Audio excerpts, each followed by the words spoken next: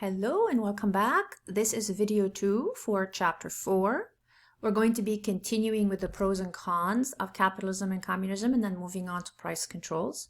So why wealth create? If you remember, capitalism, the focal point is wealth creation. Communism, the focal point is wealth redistribution. Okay, why wealth create? The list is very long, so I picked some major ones. Of course, there are always more than what we discuss. There's more consumption when there's wealth creation. When we say wealth creation, what we're saying is you have a house, more house. You have a car, you have more car. You have a stock portfolio, you have more of it, right? Anything that translates to if I sell this, it retains value. So whether it's generating an income now, whether it's just growing in value, and one day if you sell it, it has that, you can sell it for more. That is wealth creation. So it's what when we say somebody's rich in everyday language. So wealth creation, more consumption.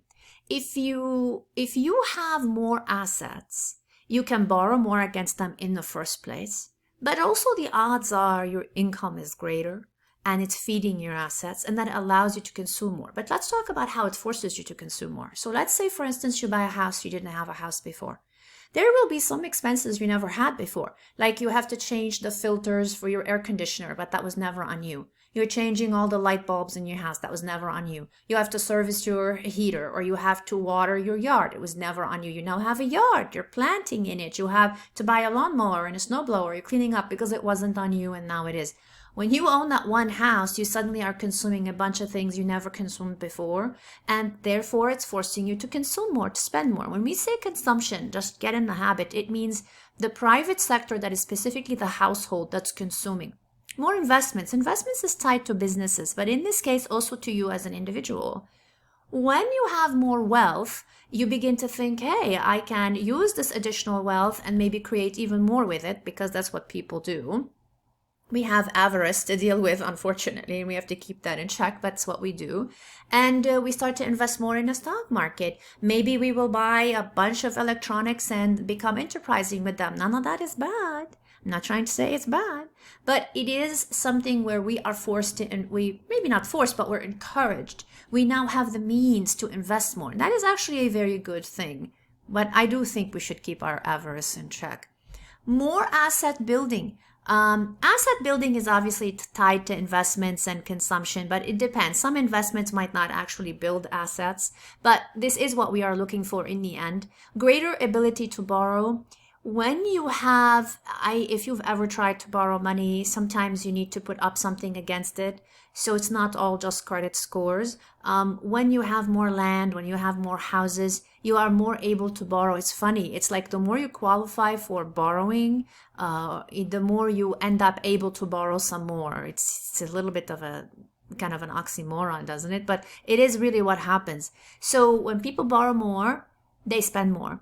More financial independence. When there's in nations where wealth creation is a bigger deal, you might find people turning to self-sufficiency more, and there's an upside to that. Financial ascension. Where there's more ability to wealth create, you find people able to move away, move up the ranks, be able to join groups they didn't join before, situations they couldn't qualify for before, and greater innovation. And this is no small potatoes right here. Definitely when people can enterprise, it's fuel, it fertilizes all that innovation. If you think about nations that have a lot more creativity, they tend to be encouraged to use the resources and be resourceful with them for individual gain. Wealth redistribution also has an upside. This is why the best economies try to kind of create more of a balance in between, instead of choosing one lane and kind of, expanding it and sticking to it. More income equality. We definitely have market failure when there's too much income inequality. We're seeing some of it in the US now, when we see rising homelessness in many different cities, when we see those who cannot afford a house because the cheapest house around is $400,000 and there's no way that's within their budget. We see people, for instance, who can't even afford air conditioning as global warming becomes an issue, and they're living in cities where triple digits are a reality today, but they weren't before, and they don't even have access to that.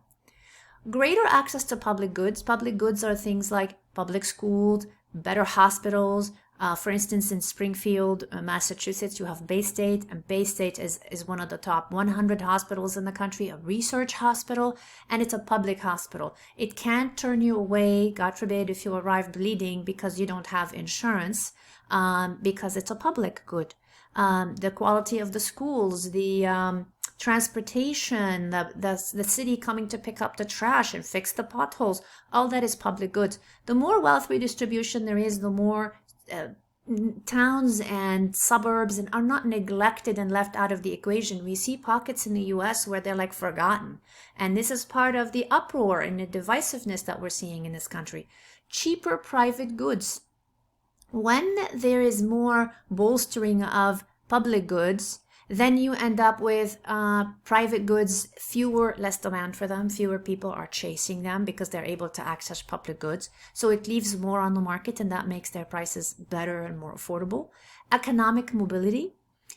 This is when it is possible for somebody, for instance, without necessarily landing a massive job, to end up being in a situation that is not in the neighborhood that's high in crime, where maybe now they can move to an area that's more, that better schools, less crime, more access to public transportation, more access to food. This is unbelievable, the food deserts that we have in certain areas. To think that it's a luxury to find fresh herbs, for instance, or just fresh fruits and vegetables in general, or just whole foods instead of highly processed everything. It allows more for that in some situations. Reduction of social tensions, definitely where there's more wealth redistribution, you have less angst, less anger. That is highly relevant. You have less political and social unrest. They're tied, right? But definitely have less finger pointing, and you have less "you are against me," more like we are different but not necessarily enemies. And the last one is easier retirement conditions. Under wealth creation as a focal point, meaning under capitalism, we see more people who retire and then actually begin to experience poverty when they didn't necessarily in their 40s and 50s. Like they might start off poor, things might kind of improve in those 40s, 50s, and then 60s, 70s, 80s, they go back to being seriously poor. They never could invest enough. They're not able to retain the same jobs or even do them, because often very, very poor people rely on their bodies more. And like, for instance, I remember a mom and a daughter, waitresses at a very famous restaurant in Massachusetts.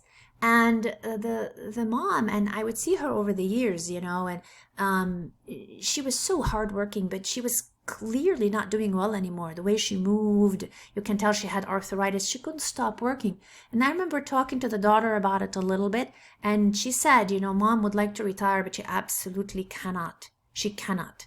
And that's very sad. So in countries like Scandinavian nations, for instance, we will see that we don't run into that. There are pensions. People end up in situations where they die more comfortably and with more dignity. So there's an upside and a downside to no matter what you choose. Hopefully a nation can create some sort of balance. I'm going to stop right here with this video and begin a new one.